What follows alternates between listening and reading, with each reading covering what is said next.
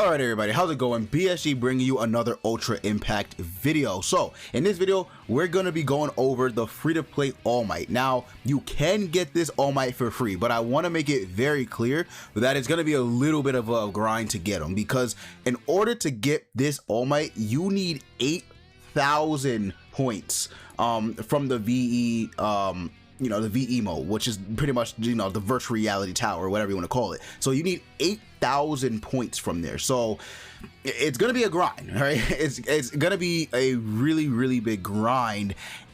And honestly, he looks really interesting. I don't know how good he is, but he definitely can be an interesting unit. But before we get into it, just want to say go ahead and drop a like and also subscribe if you're feeling like it, and help me out with reaching my goal of 7,000 subscribers. I would greatly appreciate it if you could do that. And yeah, so let's go ahead and let's talk about this free-to-play All Might. So the free-to-play All Might, he is a yellow unit, a pro hero, obviously.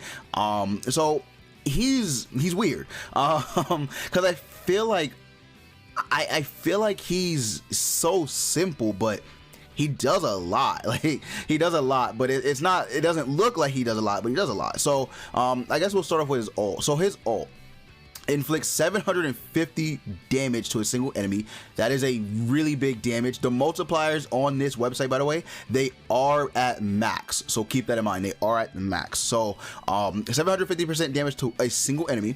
He applies high field, which, if I'm not mistaken, high field is like damage increase. Just want to make sure I'm right on that. High field. Okay. I lied. High field. It fills up your ultimate gauge 50% faster. So he's gonna give all allies a 50% increase, or a 50% increase to their ultimate gauge. How much it fills up. So that's pretty good. That is actually really good. He's really pushing for the ults with this ultimate. If you combine this with Nijire, he actually is pretty disgusting. I'm not gonna lie, because Nijire is really good. I don't think I need to explain how good she is, but she is actually very good. So you can see here, she fills all allies plus ultra gauge by 20%. So this is fixed. This is a fixed 20% increase, right, that she does. Then she also increases their ultimate gauge by 15% on her action skill, and I think for UA students, she fills it by 25%. So All Might's not gonna get that, but that's still good. That is actually really good still. So if you combine that with her, like if you're making some sort of ult rushing team comp, that can actually be pretty strong, right? Very powerful. So pretty good ult. His first action skill, Texas Smash, inflicts 400% damage to a single enemy, and then he inflicts an additional 40% damage if the enemy is a villain character. So, I was playing a little bit of the VE. You do fight villains in there. You actually do fight villains. I don't know if they're the same all around all the time, but you actually do fight villains, so that's good. So people with the villain, kind of restriction, it's not the worst thing as long as they're, good units, obviously, right? If they're good units and, they need something to, proc if they have to fight a villain or something like that, that's not the worst thing ever then, right? But I don't know outside of that where you're gonna use them, because you could use them in PvP, but I don't think a lot of people are gonna run villains in PvP. For story mode, this will be strong, but for the most part, you really only care about VE. Pretty much, yeah. You only really care about VE and the USJ, right? You care about those two modes the most in this game, because obviously those are hard pieces of content. So you really care about those. So this isn't really that bad. I wish he didn't get the 40% damage increase if he was fighting a villain character, but it is what it is, right? He has a 4-turn cooldown, which isn't that bad, so pretty good. His second skill, this is insane. So again, remember, all the multipliers are at max, considering the the unit is at max. So there's 100%. So he just completely fills up his ultimate gauge when you max this out. It is a 7-turn cooldown, but at the same time, who cares, right? Like, that is really good. And I believe, give me 1 second, I'm gonna check. I'm in game right now, looking on my phone. It's 80% when you get them. So it's not even that bad of bad of a number when you first obtain this unit.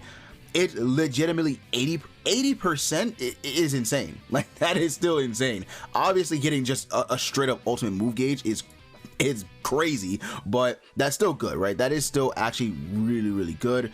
So really good action skill that he has right there. He his passive skill, the People's Hope. If HP is 50% or more, increase power by 40%. So he increases his damage by 40%, or his attack. I don't want to say his attack by 40%. Decreases power and speed by 3% every turn, up to 30%. Okay. Okay. So is this on him? I think this is on himself. I don't think this is on an enemy. Okay. So if it's on himself, that is a little bit of a man, that sucks. That actually does suck, because he's not only decreasing his power, he's decreasing his speed too. So he's not gonna. Oh, I also know what speed does, which is really. I just want to put this out there. Speed, if you guys didn't know, which I didn't know until today, speed is actually just, you know, the order of the units attacking. So if you have a lot of speed on a unit, that unit's gonna hit first, and etc. etc. So that's pretty cool. But he's not only decreasing his power, he's decreasing his speed. I mean, if it's on himself, again, I don't know if it's on himself or if it's on an enemy. I have a feeling it's on himself though. Yeah, it is on himself. Man, I don't know. That kind of hurts him a lot, really. But I mean,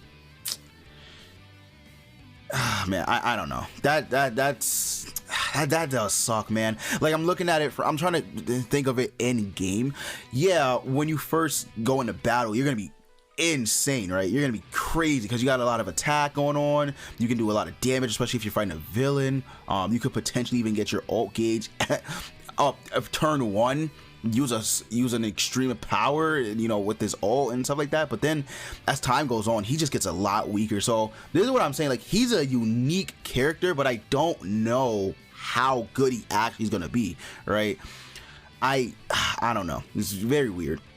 So his second passive skill, if your HP is 50% or less, he applies grit, which means you make a, you know, you can't die basically. Your HP will never fall below one to self once only, and then he increases his power by 50% for 3 turns. Okay, so he will actually, once his HP falls below 50%, if this is completely stacked up, so you have the 30%, you know, decrease, you're still looking at least 10%.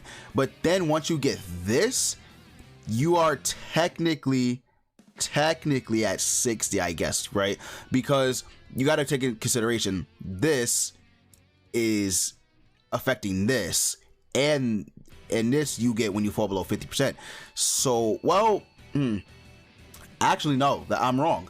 You can't proc both of these because this needs to be 50% or more. This is 50% or less. So you can only proc once at a time. So I'm stupid. I can't read. I'm a Dragon Ball fan. I can't read. You can only proc this, you know, you can only proc this or this if your HP is 50% or more, if your HP is 50% or less. But once your HP is 50% or less, the good thing is, so this goes away. That's good. That is actually really good. This is going to be very powerful. He's going to do really good damage actually. So again, I don't know. I honestly think the red All Might might be better. I think the red All Might just does so much, man. Like he's insane. So you can tell right off the bat that this unit works off of so many debuffs, right? So his ult, he does this much damage to one enemy, right? 700%. He increases skill damage by 20% for all allies. So again, sort of similar to the yellow version, where the yellow All Might increases the ult gauge, you know, rate, the ult gauge rate, how much it fills up by. He increases skill damage, which is really good. If the enemy is a villain, he will increase his own skill damage by 20%. That's so he himself is given a 40% skill damage increase, which is really strong on his ult. And then his action skill. So his action skill, 350% damage to one enemy. If targeted enemy has critical rate down, he increases skill damage by 30%. If targeted enemy has attack down, he increases skill damage by 20%. So he works heavily off of debuffs, right? Heavily off of debuffs. If you proc both of these debuffs, his skill damage is gonna be really strong. And then same thing, same multiplier as the first skill. This one, if target enemy has speed down, increases skill damage by 30%, and if they have skill damage down, it increases skill damage by 20%. So regardless, it's weird, right? So you have to debuff the enemies, but depending on the debuffs, like if you have, all right, if you decrease their speed only, like let's say you only decrease their speed, the Texas Smash is not getting any buff at all. It's not getting buffed at all. And if you decrease their skill damage, this still isn't getting the the procs for his skill damage. But if you do, it's so weird the way he works, man. It's really weird. But he is good. He is definitely good. And then his passive skill. So his passive skill, he fills his ultimate gauge by 30%, and then at the start of each wave. And then he deals heavy damage. I think heavy damage, again, let me just check, but I think heavy damage is more damage that you deal depending on how much health you have. Heavy, yeah, okay. So your attack increases the higher your HP. So that's what he has. And then his second passive skill, he cleanse the first debuff any ally gains. Okay, so any first debuff that an ally gains, he will cleanse, which is good. And then when his HP is 50% or below, he'll deal reverse damage, and then he'll fill his plus ultra gauge by 40%. And then I'm assuming reverse damage is the lower your HP, the stronger your attack, right? Yeah, so the lower your HP, the stronger. Yeah, so okay. I mean, okay, there's only for 3 turns, so that's pretty good. Then he gets the reverse. So this is really good. I'm not a huge fan of 50% or below like passive skills in this game, but if he's getting damage, the lower his HP is once you get that reverse damage, I mean, like his attacks are gonna be insane. Like they're actually gonna go crazy. The one thing about him though, well, I guess one of the things about him is that he doesn't proc any of these debuffs that he needs himself. So he is codependent on people who can actually do this, which can be bad for him. But if a pro hero in the future comes out that does some of this stuff, this All Might is gonna be really strong next to them, right? Like let's say a Midnight comes out and she decreases speed down and skill damage, and she's really good.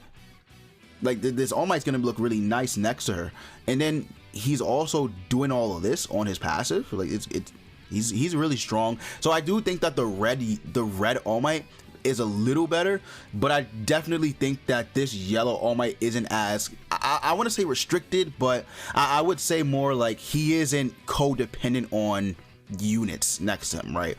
He's just dealing damage and increasing his ult gauge. That's pretty much all he's doing. But in all honesty, both the All Mights, like they're good, but they're not like the craziest units in the world, to be honest with you. So both these All Mights, they're good, but I definitely wouldn't say like they're anything like too crazy. But yeah, so that was the free All Might. The free All Might, again, this is a free character, so anybody can get him as long as you grind up the arena, or not the arena, the tower, right? So anyone can get him, which I think is really good, because that's literally a free All Might. So as long as you're grinding up the VE medals, you should be good. You also keep in mind, you also have to grind up his whatchamacallit, I don't know, I forgot what they call it, the fragments, right? You have to grind the fragments from the shop too. I was gonna say auto grind. You have to grind up the fragments from the shop as well as the character. So the fragments cost a lot, and he costs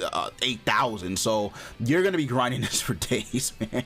You're gonna be grinding this for days. The VE tower is actually pretty, I want to say tough, but really you're farming points.